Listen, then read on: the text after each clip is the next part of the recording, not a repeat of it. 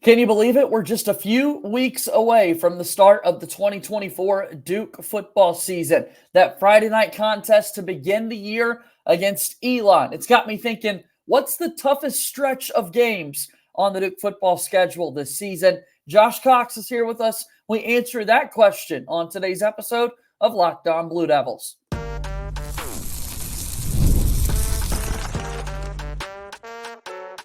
You are Locked On Blue Devils, your daily podcast on the Duke Blue Devils. Part of the Locked On Podcast Network, your team every day.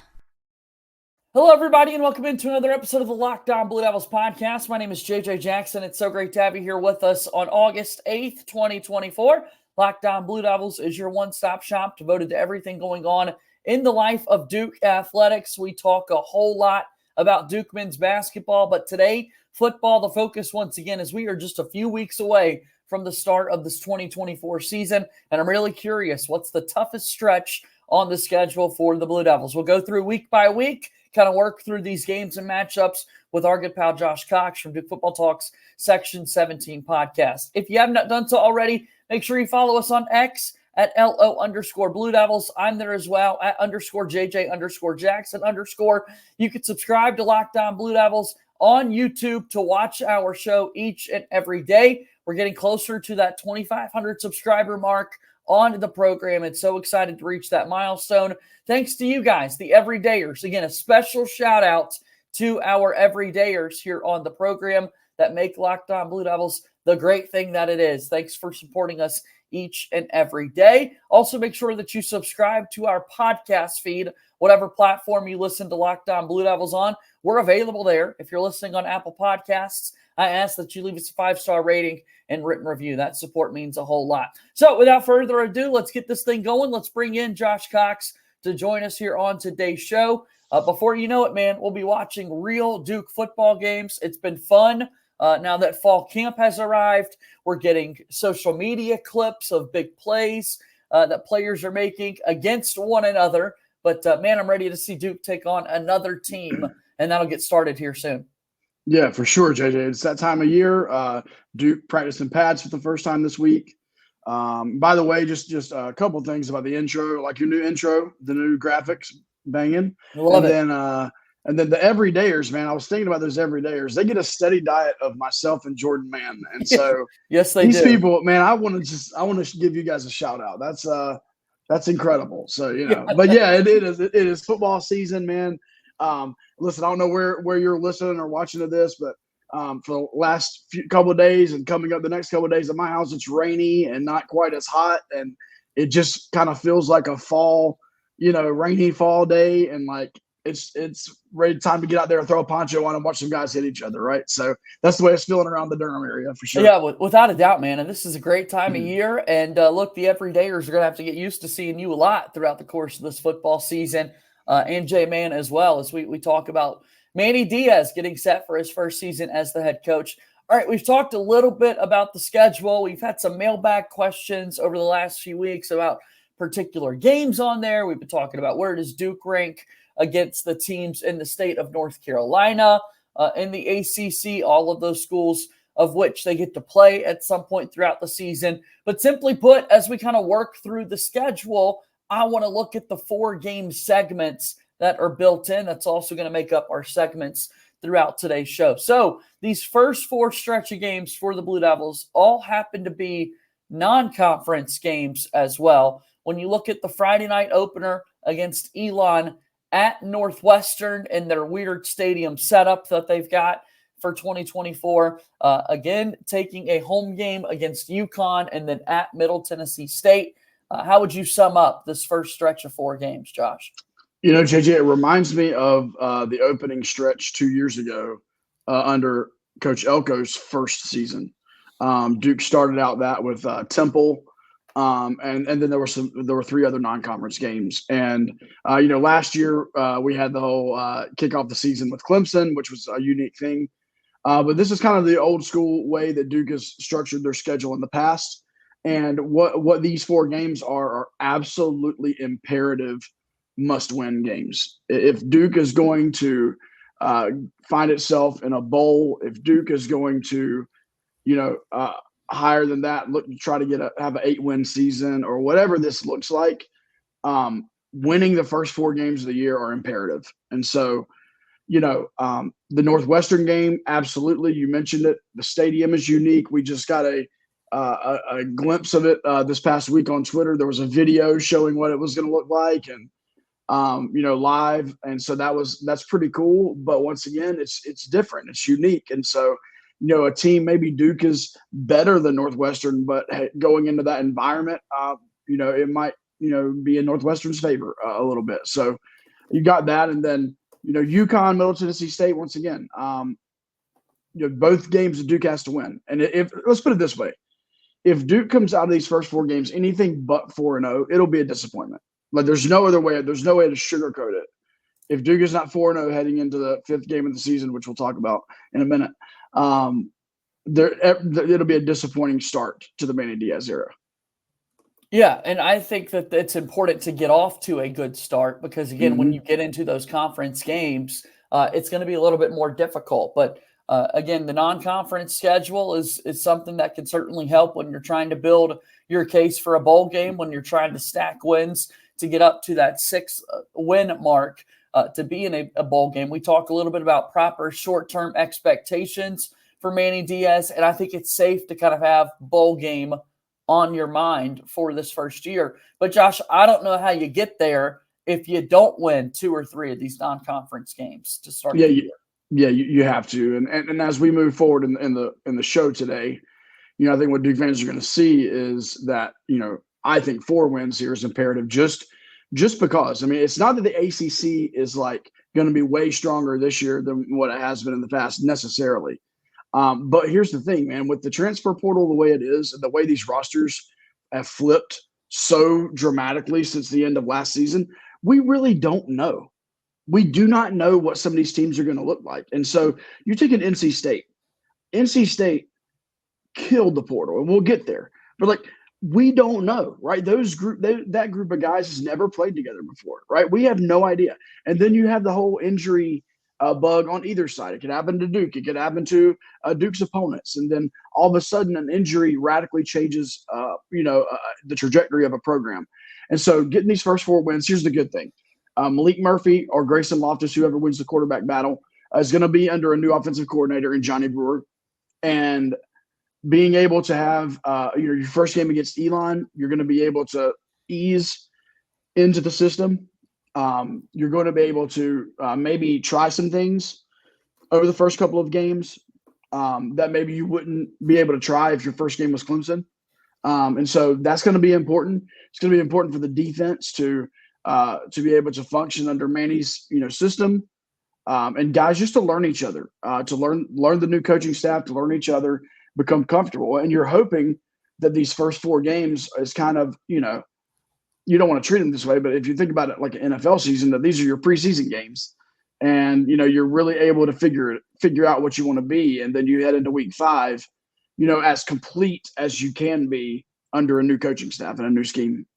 It's going to be important to get off to a good start for this Duke football team this season, and it starts with these non-conference games. Again, taking a look at each and every one of these games in 4-game segments. So non-conference to start the gates with 2 home games and 2 away. I think it's always important to figure out what stretch you're in. Are you on the road a lot? Are you playing at home? And so for the Blue Devils to open up the year, it's 4 games, 2 at home, 2 on the road. All right, we'll go ahead and we'll take our first timeout here on today's show. We'll move forward when we come back here on this episode of Locked On Blue Devils.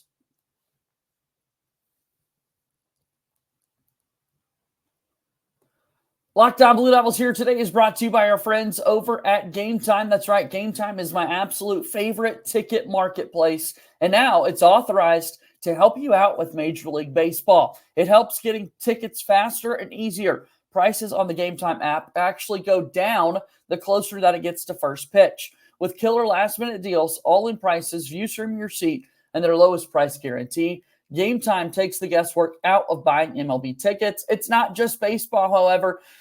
They've got awesome deals available for other sports, concerts, comedy, theater events, and so much more. You could save up to 60% off buying last-minute tickets through Game Time. All-in pricing up front. You've got no surprise fees coming your way at checkout. The seat views are awesome within the app, as you can get a panoramic view of your seat before you buy, and it's the lowest price guarantee, or Game Time's going to credit you 110% of the difference. Take the guesswork out of buying MLB tickets with Game Time.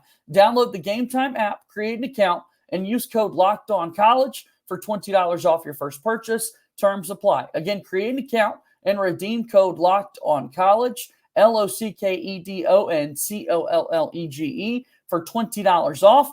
Download Game Time today. Last-minute tickets, lowest price guaranteed. We move forward here on today's episode of Locked On Blue Devils. JJ Jackson joined today by Josh Cox from Duke Football Talk Section 17 podcast. 4 games in the books, 8 left on the schedule. Before we go to our next 4, Josh, what can you tell us about the Section 17 podcast, my friend? Yeah, so recently our guy Brian Kennedy was able to record a really, really neat behind-the-scenes exclusive conversation with David Feely, and it wasn't just audio. I mean, we were in the weight room with him, and he even put Brian on the bar, made Brian lift some weights in there. It was actually a really, really cool thing. If you're interested in what David Feely has done over the last, this is his 3rd season now, then you'll want to watch that. It's on YouTube, on our YouTube channel, Duke Football Talk. If you search for that, I believe it's at Duke FB Talk on the YouTube thing there. And then, obviously subscribing there. I know you guys are about to hit 2,500 subscribers. We're looking to grow our subscriber base as well. And so if you would be willing to watch that and subscribe, that would be awesome. So that's what's going on now. We're starting our regular episodes up here over the next week or so, and then we'll be every week on YouTube and wherever you listen to podcasts. So we would appreciate the love for sure. All right, so let's keep this going. We're looking at the schedule for Duke football going into the 2024 season. First 4 games all happen to be played in the non-conference, no ACC games. And then we get started with the first ACC game of the season. The arch rivals, those friends from Chapel Hill, the folks we haven't beat since Daniel Jones was the quarterback of the Blue Devils. It's the UNC Tar Heels on September 28th, the 5th game of the season to get started with that second stretch of games. Georgia Tech is in this bunch as well, a road contest there in Atlanta. We've got a bye week in the stretch of this 4 games here, and then a few more ACC games as well following Georgia Tech as folks are watching it. Scroll across the bottom of the screen with us here throughout our conversation. So UNC, Georgia Tech, Florida State, and then finally at the end of October, Duke plays SMU. What do you think of this stretch? 3 games at home and 1 game on the road. All right. Well, I mean, first of all, if you are not a season ticket holder for Duke football and you're like, hey, I typically come to 1 game a year, then I want you to go ahead right now and circle week 5. Because if what we just spoke about is true on the first 4 games of the schedule, and Duke heads into week 5 4-0, UNC also has a favorable non-conference schedule. I think they play Minnesota game 1, but all the other 3 games should be wins for UNC. Then it's going to set up an early season rivalry game with both teams potentially coming into week 5 at 4-0. We all know this, UNC being so close in proximity, their fans will be there. Duke fans will be there. It will be a full stadium. I don't know the time slot yet that game will receive, but I'm assuming it's going to be afternoon or evening on that Saturday. And Wallace Wade is going to be rocking. That is going to be the game. Obviously, also Wake Forest, who we'll get to. I'm sorry, Florida State, who we'll get to. But this UNC game is the game you have to be at. And so, here's what I'll say about that first game. Number 1, you're exactly right. Duke has not beaten UNC. As a new head coach, a first-year head coach, Coach Diaz is no stranger to this rivalry, being at NC State for a couple of years under Chuck Amato, being down in Miami. He's very familiar with the Duke-UNC rivalry. I mean, while he was working at State on the coaching staff there, his wife was teaching at Immaculata Catholic School here in Durham, which has got a ton of Duke ties, and Coach K's family and everybody. And so, he's well aware of what this feels like. He was around early, in the year last year. He was able to take in the Duke UNC game, the basketball game. So he's been in the environment. He understands it. I believe it will be a major victory for Coach Diaz to beat the rivalry there, to beat Mac Brown and UNC is the biggest rival that Duke has in football. And so I actually think it's very important because no matter what happens in the remaining games, there is that, hey, we beat UNC, we got the victory bell back. And so I love that there's the victory bell. I love that there's some skin in the game to the rivalry. And Duke needs that home win against a rival. There needs to be that electricity, this season, like we had last season at a couple of the home games, Clemson and others, NC State, some big home wins. And so that first one, I think, is super important. The bye week will help. Listen, I'll just tell you right now, I am on the Georgia Tech bandwagon. Okay. I love what's going on down there. I love what Haynes King returning under center. Look, for Duke fans, we all know the craziness that went on during the Mike Elko departure. A couple of the coaches from the coaching staff wound up at Georgia Tech, and they were very, very, very well-respected coaches from the Duke staff, and Tyler Santucci, defensive coordinator, Jess Simpson on the line. And so both of those guys are there. There's going to be a little extra, get up and go on their part for this game. And so I don't underestimate that Georgia Tech game. Do not underestimate it. It's in Atlanta.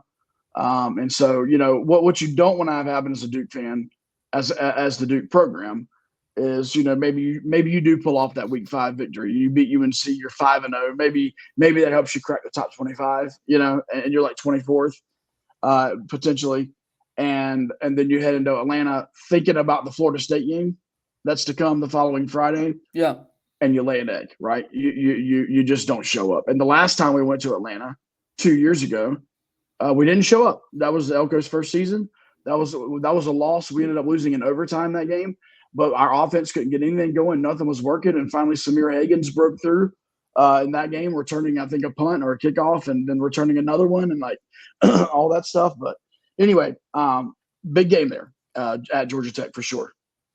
Yeah, looking at this stretch of 4 games, again, you've got North Carolina, Georgia Tech, SMU, Florida State, kind of in the middle 4 for what Duke's got on their schedule in 2024. And if you just simply look at where these teams are projected to finish within the league. At ACC kickoff, Duke was picked to finish 7th, but you've got number 7 SMU, number 8 North Carolina, number 9 Georgia Tech, and then Florida State picked to win the league. So 7, 8, and 9, there are games later on Duke's schedule where you find teams picked to finish much higher within the league. So we talk about kind of setting the tone and setting yourself up for the possibility of a bowl game at the end. It's equally as important to kind of pick up those wins in conference play here early before you get later in the year and the stakes get a little bit higher. For sure. So the last 2 games in the stretch, Florida State and SMU, I mean, like you said, Florida State's picked to win the league again. It's going to be very interesting to see what they look like there with having DJU. And we know this, so we followed his career, decently with him starting at Clemson, ending up at Oregon State and now back in the league. But I mean, he can either look like a Heisman candidate or he can not, right? I mean, at the end of the day, there's a wide range of DJU highlights out there, right? And so if he's good DJU, I mean, this team they will win the league. They're gonna be in that 12 team playoff. And so that's tough. And then SMU, that's a wild card. I mean, listen, none of us are, we wouldn't be foolish enough to say, hey, we followed SMU closely last year, and here's what happened. I mean, none of us really did, but we know they put up points. We know that, we know Rhett Lashlee and what he does and what he's done historically. We do love the fact that we were able to, pull Jonathan Brewer away from them, and he's our OC now. But what we see from our offense in Brewer is exactly what we're going to see in that SMU offense. So if our offense is high-powered, get ready. The OG high power is showing up in Durham for the SMU game. And so tough schedule here, I believe, just shooting straight with this. I know this is not a predictions episode, but if Duke could come out of this 4 stretch 2-2, I believe that would be a win if you come out of that stretch at 500. Yeah, not to mention, again, like I said, where these teams were picked to finish within the league, but also in this stretch of 4 games, 3 home games for the Blue Devils, the way the calendar works, 1 on the road, which means our final 4 games are going to feature 3 road contests for the Blue Devils and just 1 played inside Wallace Wade Stadium. We'll talk about that final stretch of games after this last time out here on today's episode of Locked On Blue Devils.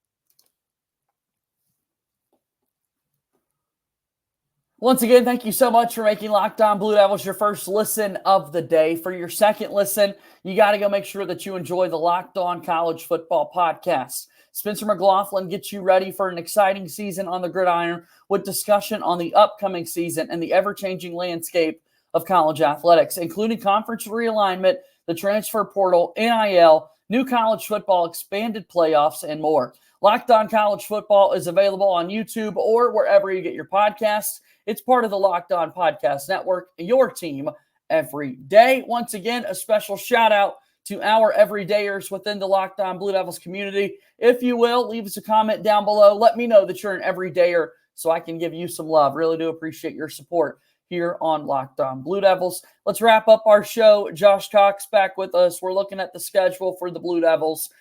Final 4 games of the year for Duke. Before I even get to who the actual teams are, because I already told folks that, hey, they're higher up in the preseason projections. You've seen the schedule scrolling across the bottom of our screen here. As we just said, Josh, 3 of the last 4 weeks, Duke is playing outside of Durham. Yeah, for sure. And as you mentioned, they're playing teams, at least preseason hype, that are projected to be better than them. And so, I don't know how this team will be on the road. I mean, each team has its own kind of identity. I think it's interesting that some years seems like we play better on the road. The schedule is so different when you play on the road than playing at home. I believe there's fewer distractions on the road potentially. There's a little bit more structure on the road, as the team travels and stays. So some teams just play better on the road. And, hopefully by this time of the season, we are relatively injury-free, and we've developed kind of a pattern, and these guys appreciate it and enjoy going on the road. That's what you're hoping for, at least, for sure. And granted, one of the road games is a 30-minute, drive over to Raleigh, and so Sure. not terrible. So probably will feel more like a home game, probably stay in the same hotel they do for home games and things like that. So really, as far as the experience of a road game, it's really 2 and 2 there as far as the travel.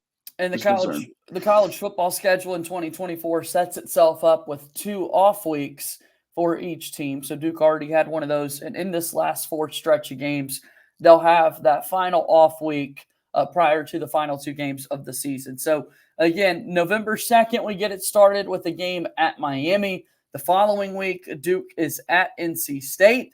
Those teams pick to finish 3rd and 4th in the ACC, respectively. Then the off week, Duke comes back home. They will host Virginia Tech, who's picked to finish 6th in the league. Again, Duke picked to finish 11th before ending the season at Wake Forest. Another game there in the state. Wake Forest below Duke. They're projected to finish 15 out of the 17 ACC football schools. So those last 4 games for people: at Miami, at NC State, home against Virginia Tech, and then at Wake Forest, Josh. Well, let's start with the at Miami game. All right, a couple of things to say about this, and I'm sure this can be clipped out by Miami fans at some point in time, but hey, whatever. This is going to be a big game for Manny Diaz. He obviously believes that he was let go prematurely there. If we want to look at wins and losses, he's absolutely correct. They paid big bucks to get rid of Manny. They paid big bucks to bring in Cristobal. They've not improved their wins and losses in either one of the first 2 seasons. Miami, every single season, they are ranked. They're like, oh, this is the year that the U is back. The U is back. The U is back. And it never freaking happens. It just doesn't happen. And so I actually love the fact that they're picked to finish 3rd in the ACC. I love it because they're just setting that pathetic fan base up for another season of disappointment. Now, with that being said, because I just said that on the Locked On Blue Devils podcast, they're probably going to come into this game with 1 loss, riding high, and Cam Ward's been being talked about as a Heisman candidate, for all I know. But at the end of the day, perennially overrated and perennially underachieving has been Miami football. over the last several years. So, like, I think Manny, obviously, man, like, he will never say this, but this week is circled on his calendar already. Yep. His coaching staff, many of his staff had ties to Miami at work down there with him. So that's just going to be a big game, for Duke. And I will not bet against Duke playing Miami. I think Duke has really played well against Miami historically. There's some epic breaking the U and turning that U upside down. Ben Humphreys, Brandon Johnson. There's all those video clips and photos. I love this. I love this game. I love kind of this rivalry. The two schools are actually more similar than what people think. Miami, a private university, high on the academics, really kind of brushed off that vibe in the 90s with the way they ran their football program. Right. And so people don't think about it that way, but really they're a small university, heavy on the academics. And so there's really a lot of similarities between the two. So looking forward to that game. And then NC State, man, I got to say, number one, like, I kudos to them for, like, sticking by their guy. I mean, kudos to Dave Doran for sticking it out as the head coach. He's now the longest tenured head coach in the league, I believe, besides Dabo, or maybe with Dabo. But I really like what NC State did in the portal. Obviously, the biggest one that Duke fans, would know is Jordan Waters moving over there as their starting running back. Grayson McCall coming in from Coastal to be their quarterback. Their entire offensive line, as we saw when we were at ACC Media Day. I'm not sure if you were with us at this point, but we were looking through their offensive line, and I think everyone on their offensive line that's starting is a graduate, is a grad student. So either a transfer in or a grad student at State. And so, they got potential, man. They have potential. Every season, NC State, like, has the talent. They usually find out, they usually go into some injury mode at some point in time, or they lose a couple of games that you just scratch your head and go, man, they shouldn't have lost them. So anyway, all that to say, Duke has a real shot to win that game in Raleigh. NC State also has a real shot of being really freaking good, and who knows what that could look like. So another kind of interesting one, but I am in on the NC State hype train for this season. Without it, which makes this kind of the toughest stretch of the schedule. We kind of saved it for the end. We were working through the schedule week by week, but you just look at where these teams are picked to finish. Then you've got that off week before Virginia Tech is at home. So last home game for the Blue Devils will be there on November 23rd, taking on the Hokies. That stretch there, Miami, NC State, Virginia Tech, I don't know that it's getting more difficult for the Blue Devils. And you could be in a spot where you really need to stack wins to get to that bowl game this season. We mentioned Duke's over-under opens at 6.5. It's fallen back to 5.5 on the season. So people's expectations sliding a bit for what this team will be able to do. But then, Josh, finally another in-state game to close out the year at home against Wake Forest. So Virginia Tech and Wake Forest, the last two games for you to speak on. Well, as an overview here, I do appreciate the fact that it seems like for the first time in like 5 seasons, Duke does not play a home game Thanksgiving weekend as the final as senior day. Yeah. Which is historically not a well-attended game. And, these seniors that have played their butts off and stuff, they come out to like a quarter filled stadium and things like that. So I do love the fact that this Virginia Tech game comes the week prior, the final home game. So I like that. Listen, Brent Pry, obviously a storied program there in Blacksburg. There's a lot of hype around this rendition of Virginia Tech football. If I may, go. I'll repeat a little bit of what I said about Miami. And that is, if they're not careful, now it's not nearly as bad as Miami on the preseason hype every season. But if they're not careful, there's going to be a lot of preseason hype around this program. And it's like, okay, like, number one, you didn't really show, in my opinion, the potential for this last season. You had a pretty bad season. I forget what their record was last year, but anyway, it wasn't obviously top tier in the ACC. Now they did go out and get better. Duke fans will obviously are lamenting the loss of Aeneas Peebles. They're on the interior defensive line. The transfer there, and I think he's a preseason first team All ACC defensive tackle for them. Certainly, they probably improved in the portal. Once again, who knows, right? Who knows with the portal? But this is going to be a game. This is going to be a game where Duke has battled Virginia Tech very well historically over the last, recent history. Duke's gotten wins in Blacksburg. Duke's gotten wins in Durham. Duke's also, had their butt kicked a couple times at either place. And so, you're right. It's going to be difficult preseason poll wise, but we don't know, JJ. That's the cool thing, man, about really cool thing about Duke football and the way that a college football season takes off. Injuries play a big role. Yeah. Early season wins and losses play a big role. And so right now we're seeing like, Virginia Tech, Miami, NC State. We could be looking at this stretch going. This will be the 11th of 12 games. Correct. And we could be looking at this stretch going, man, they lost this guy and that guy. Man, they're really struggling. And who knows, maybe Wake Forest found some secret sauce and somebody, and we're like, that final game of Wake Forest now is tough. You know what I mean? Yeah. So like, who knows with that. But then getting to the Wake Forest game, first of all, really, really cool stadium that they have there in Winston-Salem. If you've never watched a game there, it is, to me, it's got Wild Slade vibes and like the close-knit, like you feel like you're right on the field there. It's a great place to watch football. It'll be Thanksgiving weekend. It'll be the final game of the regular season. Hopefully at that point, Duke is merely trying to get into a better bowl at that point.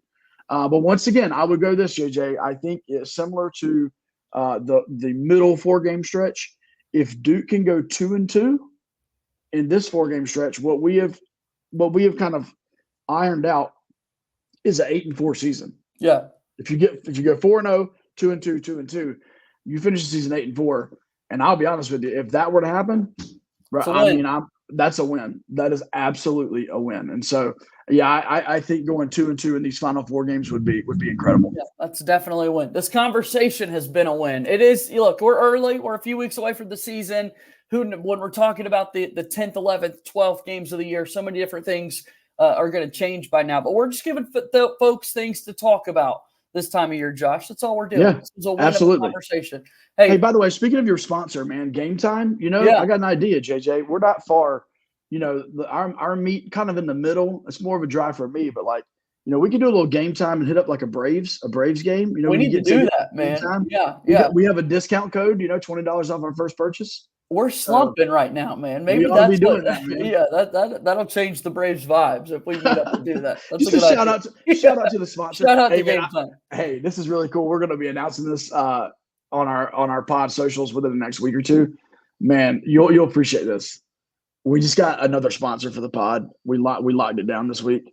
It's a local Mexican restaurant, dude. I'm so pumped. That's fired up. Yeah. I'm so pumped, dude. I'm like, and the guys are cracking up because I was the one who got the deal. And I'm like, hey, they came through. And they're like, no way. I'm like, oh yeah, they did. Yeah. So man, me and food and sponsors and all that stuff, just it's a match made in heaven. That's a big tease for people to go check out the Section 17 podcast. We did just announce a partnership with Home Field Apparel. We love that. If you're a vintage kind of brand, vintage gear type person, Home Field Apparel, you can use code Section 17 to get 15% off. So, hey, we love it. They're partners. They're on board.